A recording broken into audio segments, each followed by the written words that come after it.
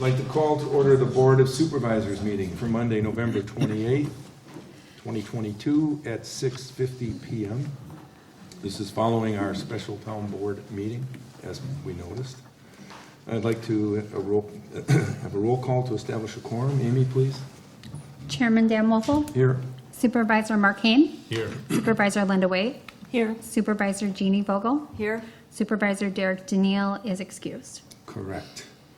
Now, we can skip the meet and greet, other than one gentleman who walked in who we don't know, so we'll make him identify himself. My name is Jack Aitztel. I'm with Portside Builders. I'm representing the with Renee Borkovitz on behalf of James and Janet Havlicek. Okay. Oh, Good. Glad to have you. Yep, thank you. Public participation, anyone here wishing to speak on any non-agenda items?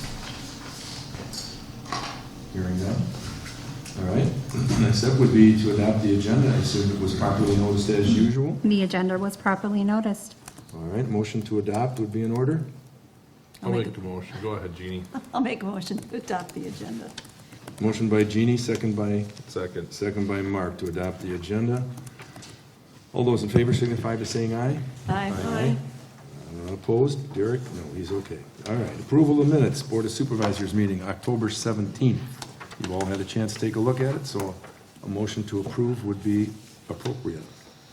I'll move to approve and place on file our board minutes of Monday, October 17th, 2022.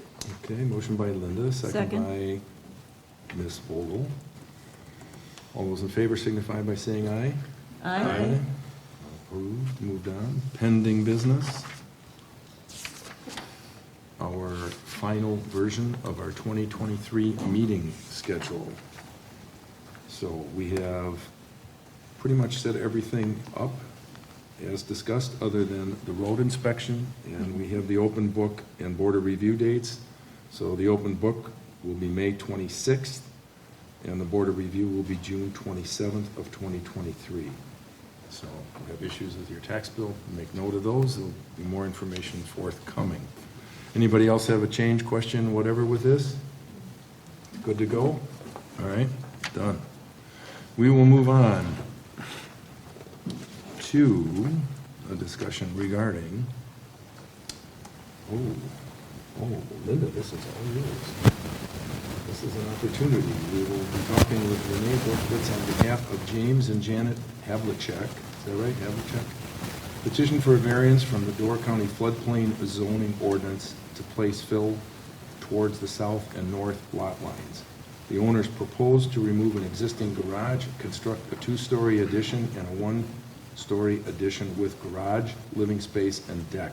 The property is located at 5305 South Lake Road, town of Sevastopol. Linda, would you like to cover that? Sure, I'll just recap. So the Plan Commission heard this request on Tuesday, November 15th. Renee Borkovitz and Jack Gigstead were here again on behalf of the petitioning party, the Havliceks. And following discussion and whatever, the packet included very detailed information on elevation and removing an existing garage, adding a one-story addition and a two-story addition with living space. And we also had discussion on the, I'll call it a retaining wall between the neighbor to the, I'll say north, who were also present, the Schucharts were here. They had no objection to the request, but we did address if there was going to be a water problem accumulating, since the proposal is to bring the elevation up, that to keep an eye just in case there would be water puddling near that retaining wall or onto the neighboring property. And I think Renee and Jack addressed that pretty well, that they would keep an eye on that. So it was the unanimous recommendation of the Plan Commission that the town board support the request for the variance. And that was The reasons for the Plan Commission's decision, it was a remodeled house would be in keeping with the surrounding neighborhood. Also adds, of course, to the town's tax base with substantial improvements. The drawings indicated that it would make a very nice year-round home if that was the property owner's choice. It also meets the shoreline zoning requirements, and we felt that the request for the variance was reasonable. Is the proposal consistent with our comprehensive plan? Yes, it is retaining residential use in that neighborhood. Concerns or objections? We felt that drainage, if it does become a nuisance created by the owners and the increased elevation, that the owners would address that and take care of it. We also had a discussion on the holding tank because of the increased square footage, that the holding tank needs to be properly sized and located per the Door County Sanitarians Department. And Renee and Jack also addressed that as well. I believe there's a new holding tank going into the front, I'll say southern, western side of the property. So, and that the retaining wall would be aesthetically pleasing to the neighbors as well, inconsistent with neighboring properties. So, I don't know if there's anything that Renee or Jack want to add to that. Sure. This is Renee Borkovitz with Stantec.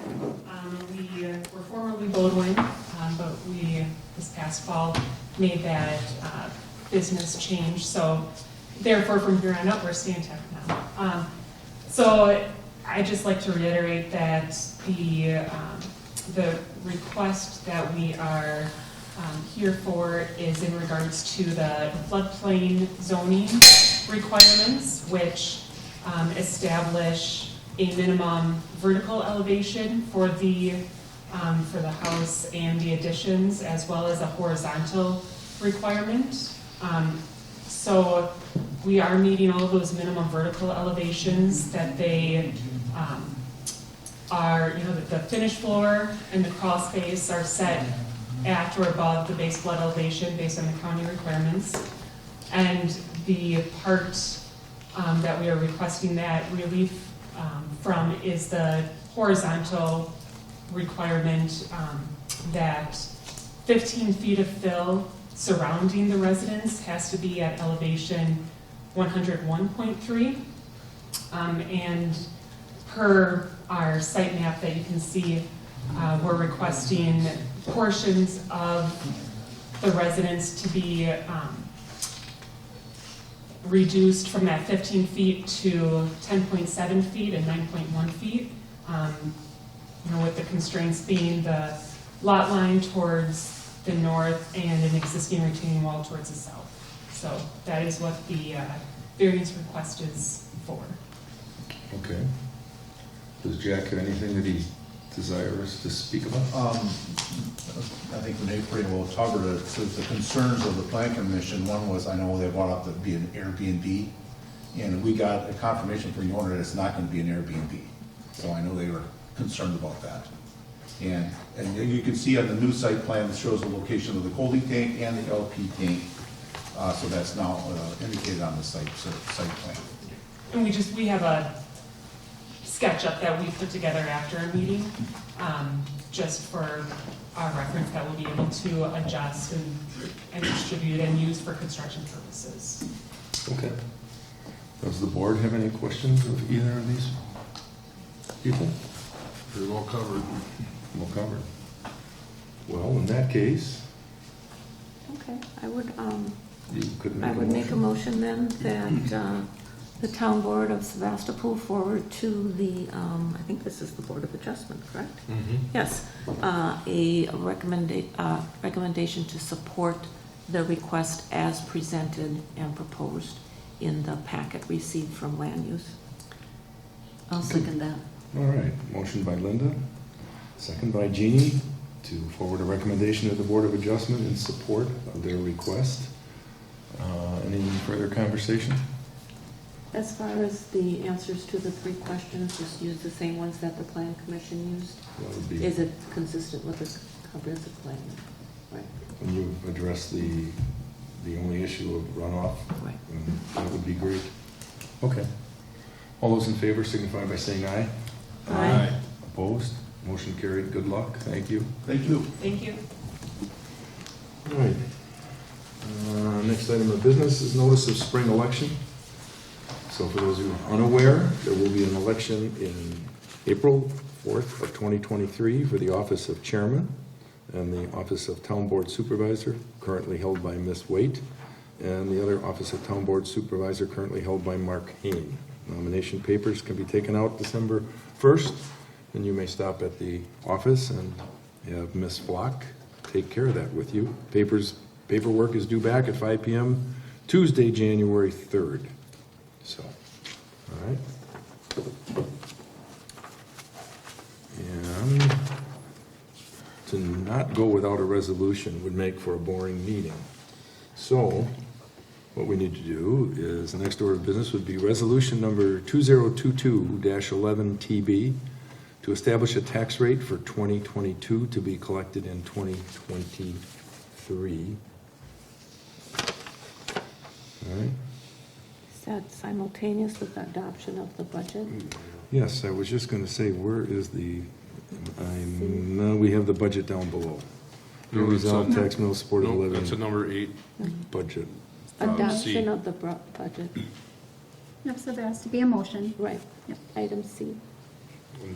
New business, number 8. Yeah. That's what I was looking for, but I don't have the motion. Well, we could just, it's All right, just a we'll just motion. do I the just- motion. motion. That's right, you're right. I'm talking about the resolution, we want to do a motion. All right, the motion, we would require a motion to adopt the town budget as discussed at the public hearing earlier this evening. So the motion from, I'll make a motion to adopt the 2023 town budget. motion by Mark, second by Linda to approve the 2023 town budget as presented this as evening. presented this evening at 6:30 and later confirmed. All right. All those in favor signify by saying aye. Aye. Opposed? Motion carries. All right. Now we have the resolution number 2022 TB, 11 TB, establish a tax rate for 2022 to be collected in 2023.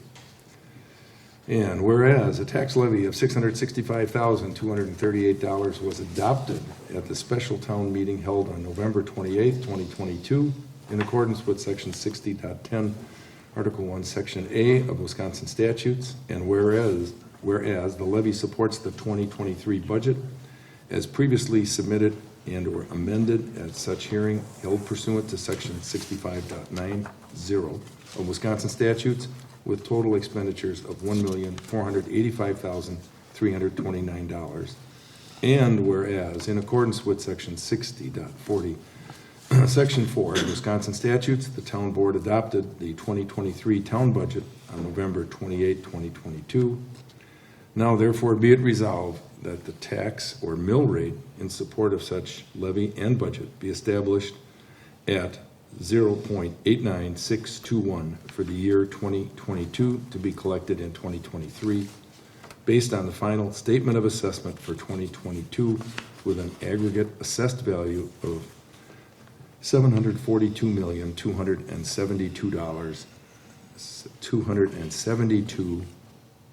$742,272,600. Sorry, I'm not used to dealing in that many millions. Submitted by yours truly. So we would need a motion to pass that resolution. Do we need to worry about that dollar again? I'll update that. Pardon me? I'll update the dollar. 665,239. Yep. It's supposed to be 239? Yeah. Yeah.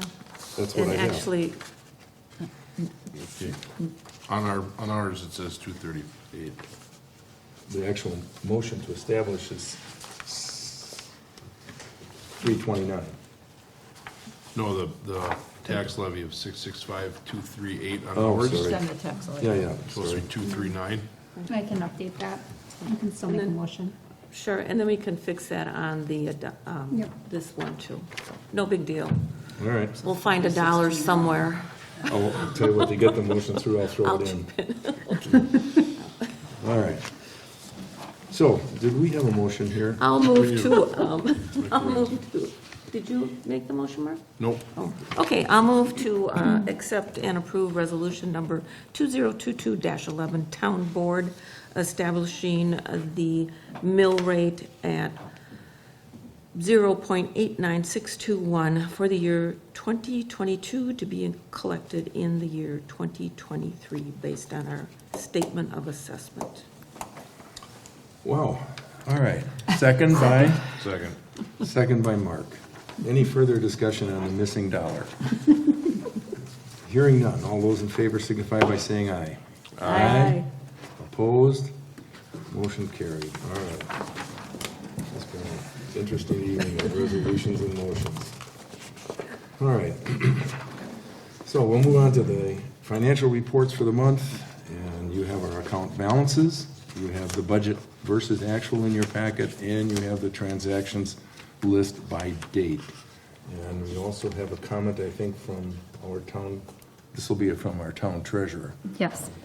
The town has received the remainder of its shared revenues from the state, and we have also received our reimbursement from the EMRs from Door County for the EMRs for workers' comp. And the 2022 tax bills will be out in the mail by December 15th. Ooh. Lots of good news this evening. Tons. All right, thank you. All right, we need a motion to put those documents, that financial reports on file. I'll make a motion to put the financial reports of October 2022 on file. Motion by Mark, second by I'll second. Jeannie. All those in favor signify by saying aye. Aye. Opposed? None. Good. Next item, I think you've had a chance to look at the vouchers, bills, and claims, October 18th through November 28th. If you had, and you have no questions, a motion to approve would be in order. I'll make a motion to approve the vouchers, bills, and claims for October 18th, 2022 through November 28th, 2022. Motion by Jeannie, second by? Second. Second by Mark. Any further questions? If not, all those in favor signify by saying aye. Aye. Opposed? Motion carried. We'll pay our bills. All right, oral committee or commission reports. We do have the Communications and Technology minutes from October 19th. And we have the Plan Commission minutes from the Thursday, October meeting of the Plan Commission.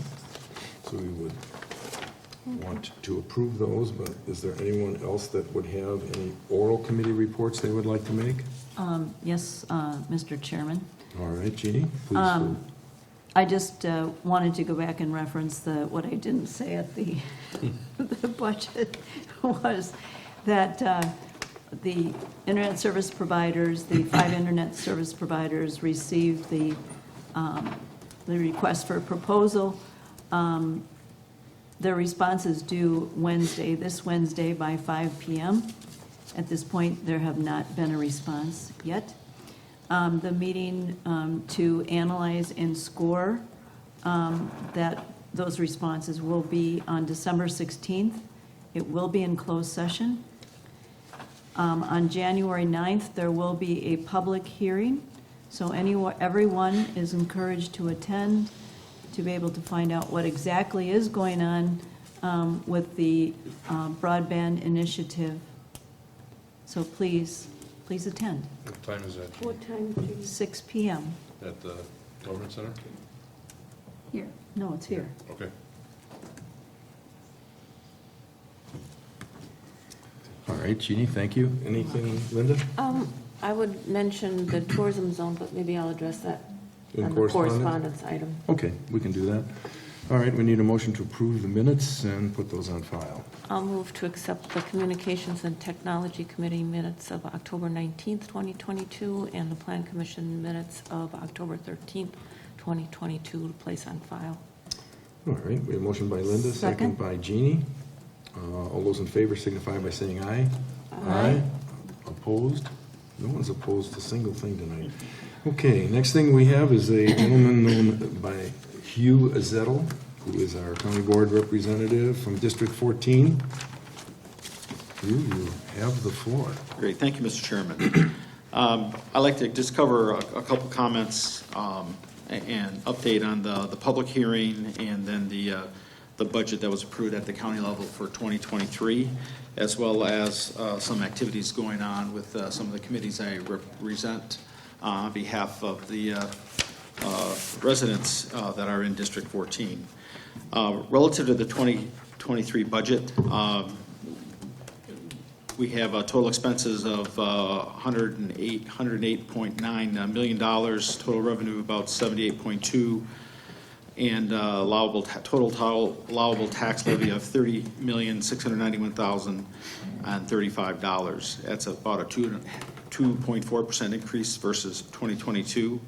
The tax rate per $1,000 of assessed of equalized value is $3.10 plus the other digits that we have to do by law, the 7 extra digits, but I'll just say roughly $3.10, which is a 12.87% reduction versus the previous tax levy in 2022. So therefore, you know, if your assessed property value was the same, hasn't changed, you'll see on your county portion of your tax bill a reduction of about 12.8%.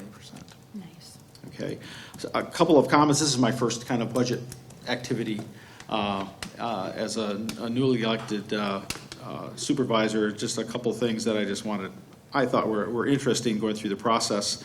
The county equalized value increased. Our total for this budget cycle was $9,881,686,500. That's a 17.5% increase versus the prior year. It's huge. A couple of things, obviously, market increase in property values is one of the reasons.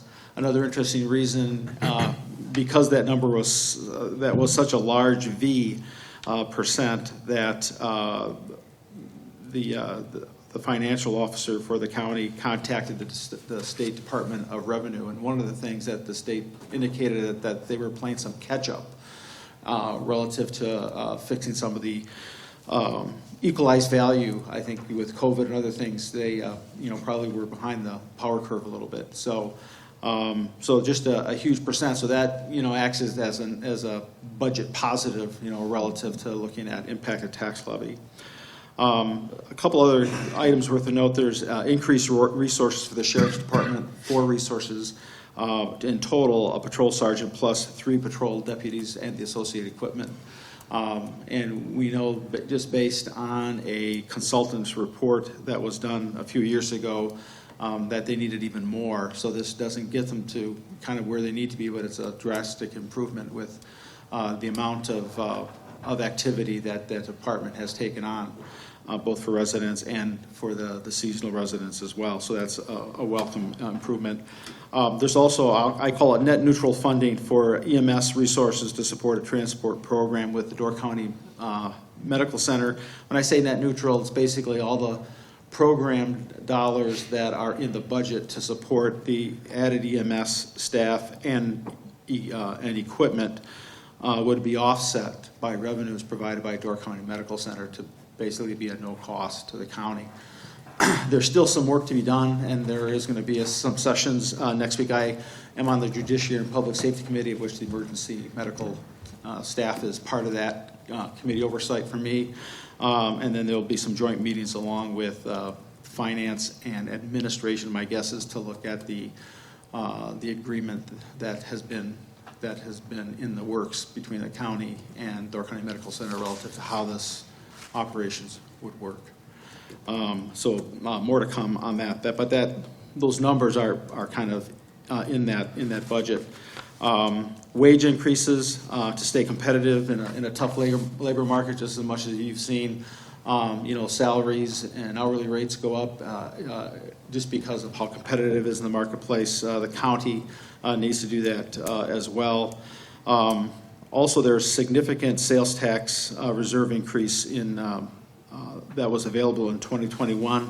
It's kind of like a two-year lag. What we see in 2021 gets applied in the 2023 budget.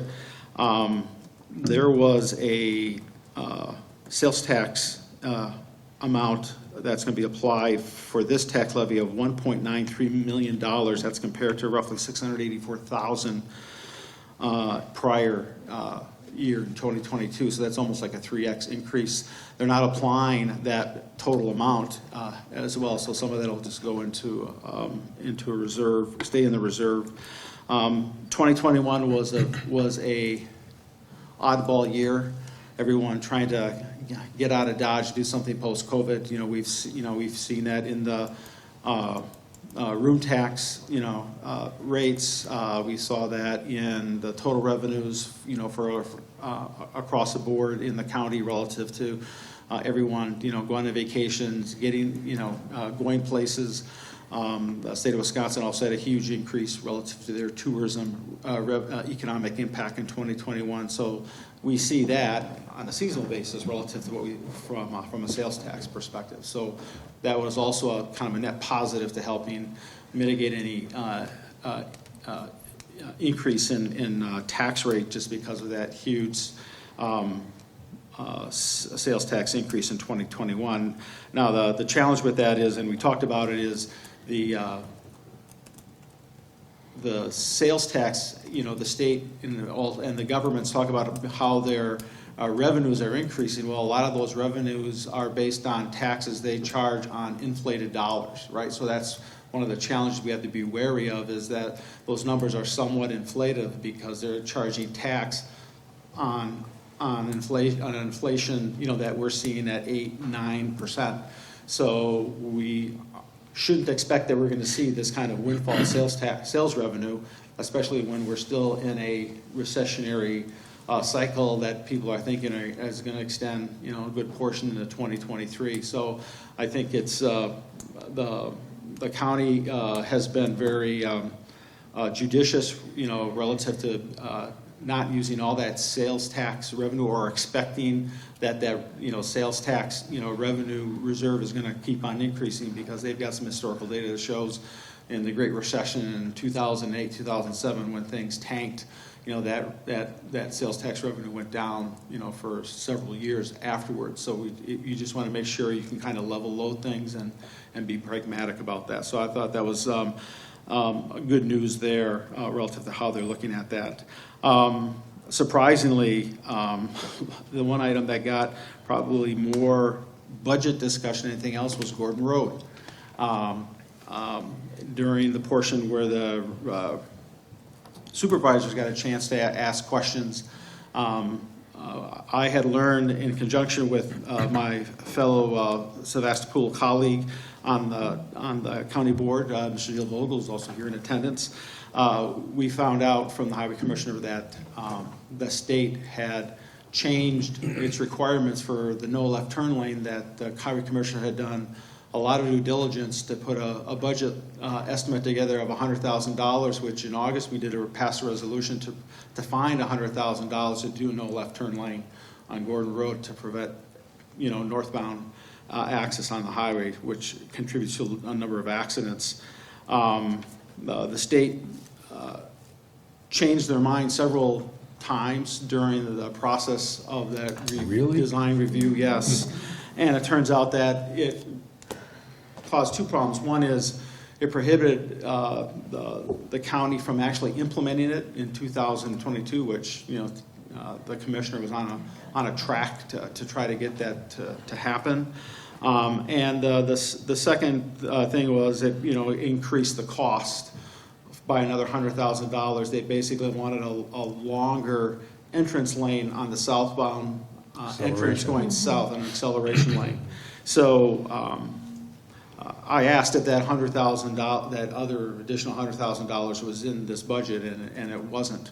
And there was a couple things that we had learned as well. One is the state is applying for a grant to create a roundabout at that intersection.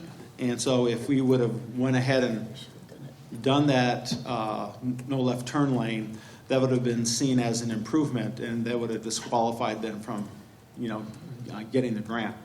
So, so that, I think, was one of the reasons why the state slow walked the highway commissioner, unfortunately. if awarded, the implementation of a roundabout would not occur at a minimum, at least until 2028. That's because they got to do land acquisition. There's right-of-way issues there with the existing buildings to the north of the Culver's and gas station where that wouldn't have occurred. What will happen is we'll know that grant status by April. The highway commissioner is confident that if we know what the grant status is, we'll look at getting incremental funding to make sure that no left turn lane can be done when the state is also doing the repaving, because that repaving is still going to go forward. So that's something that Supervisor Vogel and I will keep a close eye on, and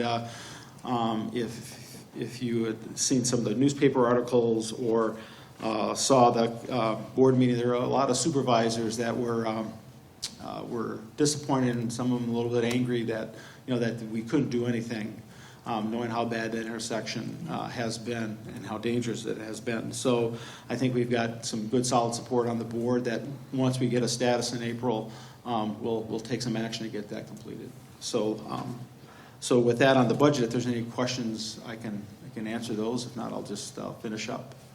The Broadband Committee's been very active. I think a couple things worth note that you can take a look at on the Door County FiberNet.org website is there's now a dashboard summary of all the municipalities and their various broadband activities. So each municipality is listed. It lists their number of E91 addresses, the amount of county road, highway road miles, and town road miles that they have.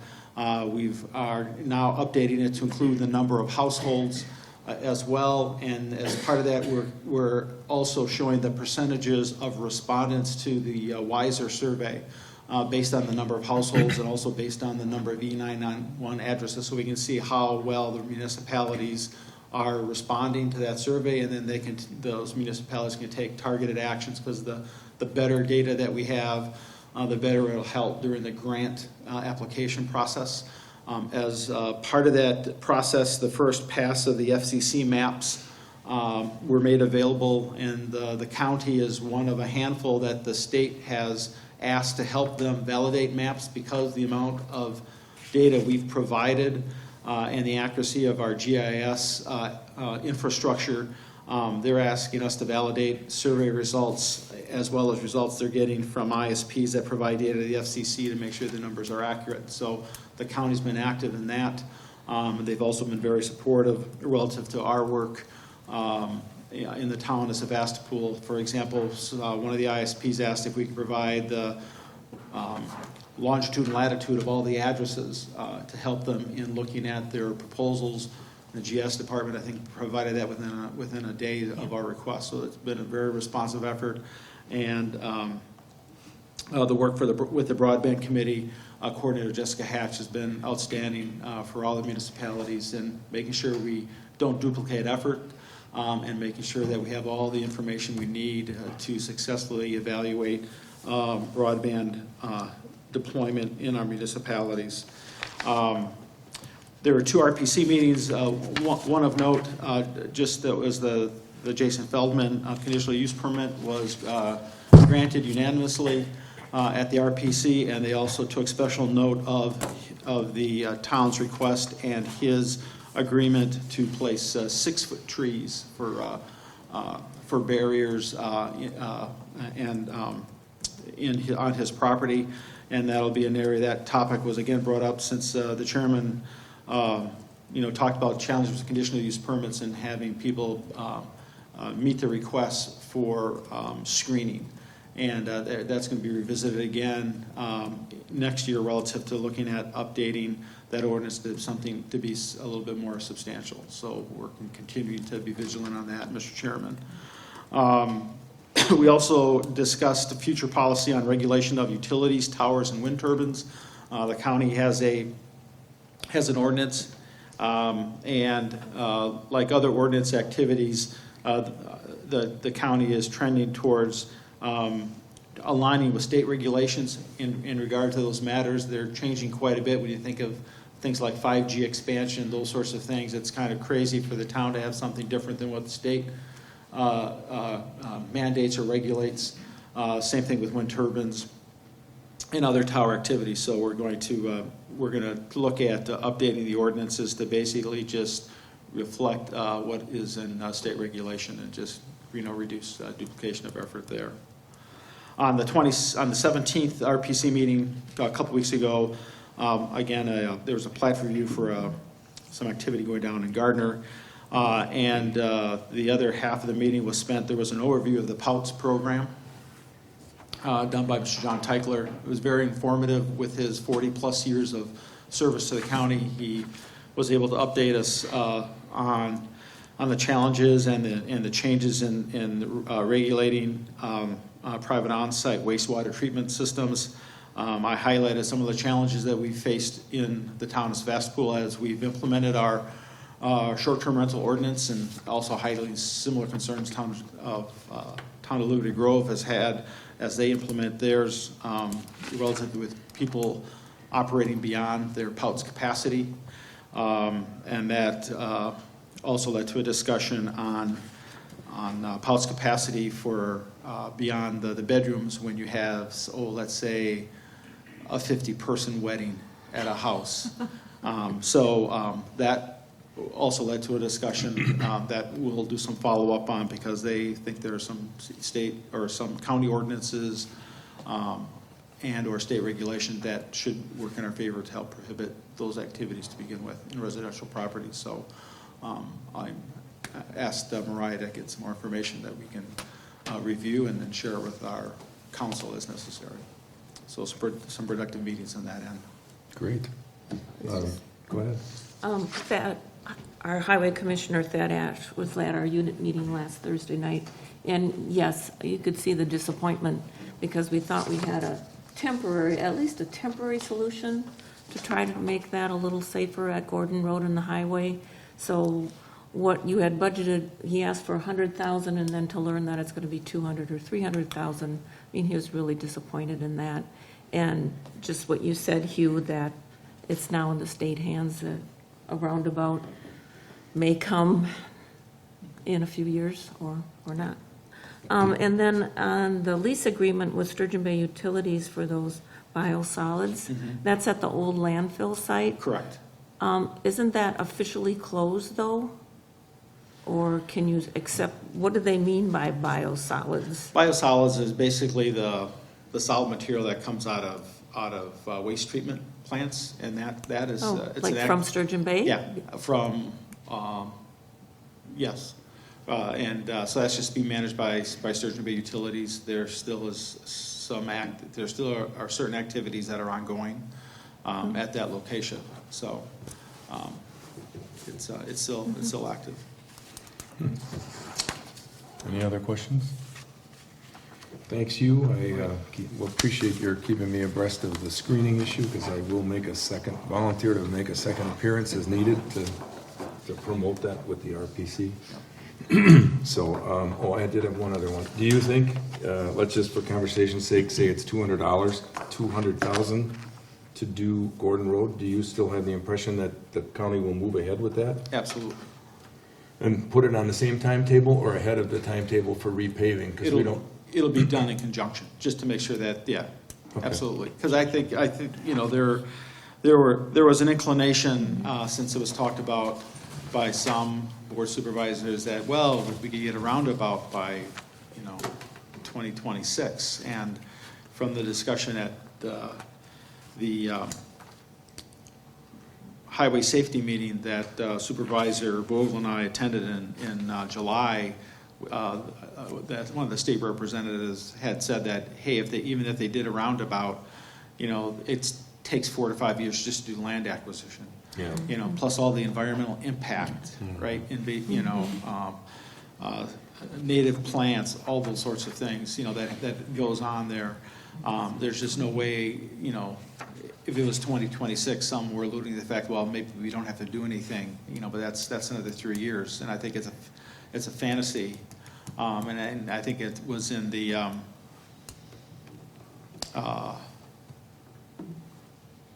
Door County Knock news article that, they got confirmation from the state saying, yeah, it'd be 2028 at the earliest. So they confirmed that it's going to be, at least 5 to 6 years out. They might as well station a tow truck there permanently otherwise. Correct. And So, then think about the Did you see the childcare center. orange, did you see the Yeah. orange flags that they put on top of the stop signs now? No. Just people The are blowing the orange stop sign, that's why. caution. yeah. So I think there's clearly, just based on some of the feedback from other fellow supervisors, not in that district, that, something's going to be done because they know how dangerous that intersection is. Great. Thank you very much for your time. All right, slipping back into our meeting packet here, you have a copy of the Door County Inspections October report, building inspections. And we'll move on to correspondence. Not that much. We do have a copy of the City of Sturgeon Bay's Fire Department report back to the town. Also, a notice of pending application for a pier at Westwood Shores Resort Condominium. And another one of those. And we have a copy of a document that came from the Door County Tourism Zone Municipal Permit Administration Program. I'm not sure I know exactly where we want to go with this, but I'm going to let Linda talk to it. It was a service that's being offered to us that we don't need and an expense we can't afford. Right. Before I address that, you had talked about the investment fund grant program. This is from the Door County Tourism Zone too. Yes. And so Destination Door County has $1 million in their budget for this investment grant fund program. And according to the latest memo, they're setting guidelines and hope to have applications available soon. So if that's on our radar for Shower Road, Yep. we should keep an eye on that. I sent Ken Pavich a note today and asked them, the people from the DNR came back to us with this recap that meant nothing. So I went back and asked them to redefine what they were saying. And basically they said it's going to be a number of months. They're working through all kinds of procedural things, but it looks like they might move ahead. So I went to Ken Pavich and said, is there any chance we want to get ahead of this with Door County Foundation, who's going to administer these funds? And see if there's any way we could get them in the loop, more or less. And I haven't heard back from Ken, but that's the only vehicle that'll make Shower Road happen. Right. Well, we can always, watch for that application and see, Right.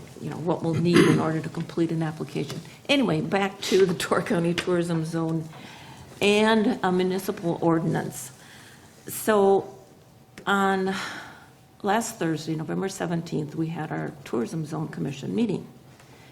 And in the packet, you have the memo, the 2-letter memo there from Juliana in front of you. And it was in response, supposedly in response to municipalities that didn't have time to monitor their room collections and monitor their ordinances and whatever else. So I mentioned at the meeting that it was, at least from Sevastopol's standpoint, that we are very hands-on and we have no problem, and it was never our intent to expect the zone to enforce our individual short-term rental ordinance. We just asked for some cooperation that, okay, make sure they have their cap permit before you give them a zone permit. We asked that each address have its own permit instead of lumping it together, 5 properties under one owner has one permit from the zone. That was all that we ever intended to ask for or wanted to see. So in this packet is this memo saying, oh, well, the zone will enforce your ordinance, but it will be a uniform ordinance among all the municipalities, to which I responded, and Jeannie was on that meeting as well. We have stipulations and conditions in our ordinance that aren't in other ordinances, and vice versa from the other municipalities, so that would never work. And everybody else was pretty much on the same page, that they wanted to be hands-on, controlling their own ordinance. One of the commissioner members said, well, isn't Granicus, you hired Granicus, aren't they enforcing your ordinance? No, Granicus is not an enforcement agency. It is a monitoring agency. So if you have a concern, call Granicus. They are not going to enforce our ordinance. So after much discussion, and David Elliott was very proactive and supportive of this request. And again, you can refer to the memo where it says, oh, and they would do all this for us for the range of $180 to $200 per the number of permits that you have. So if we have 80 permits times $200, okay, so $16,000. Anyway, the motion failed. It was a resounding failure. No, I didn't hear one vote in favor of, maybe David Elliott did. Well, David brought but- up the, Yeah, I guess he made the motion, so he I would think he'd support it. support his idea. He was probably the only one that voted in favor of it. Otherwise, it was a resounding no, and Jeannie can confirm that as well.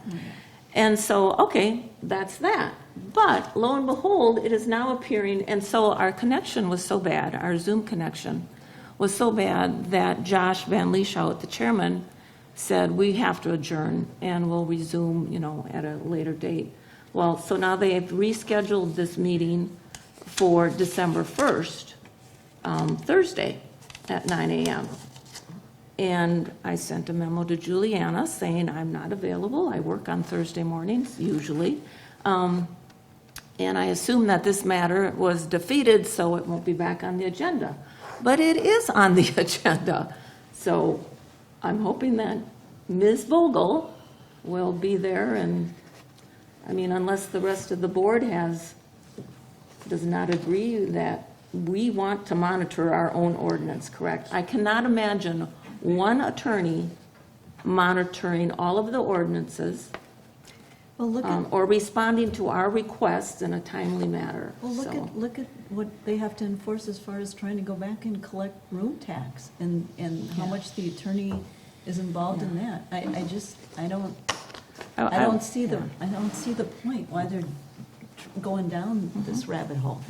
And like I said, everybody to have one uniform ordinance, Every when we're all a little different. different, we're all different. And, Yeah. we worked hard on our ordinance, trying to come up with something that was acceptable to the neighborhood and the short-term rental owners, and, I think we managed to do that, so. Would you, Anyway. I read this thing and it was a total joke to me. It almost sounded like this is an opportunity for us to hire another employee and And the move cost the is. office. And the cost is borne by somebody else. Get a bigger Would- office, too. Would you be willing or interested in writing a very direct and to-the-point letter that we would sign off on and say, we do not support this in any way, shape, or form? Our request is simple and has been repeatedly the same, a DAT cap permit and one permit per resident, per rental, period. And I will sign that and send it in to Josh.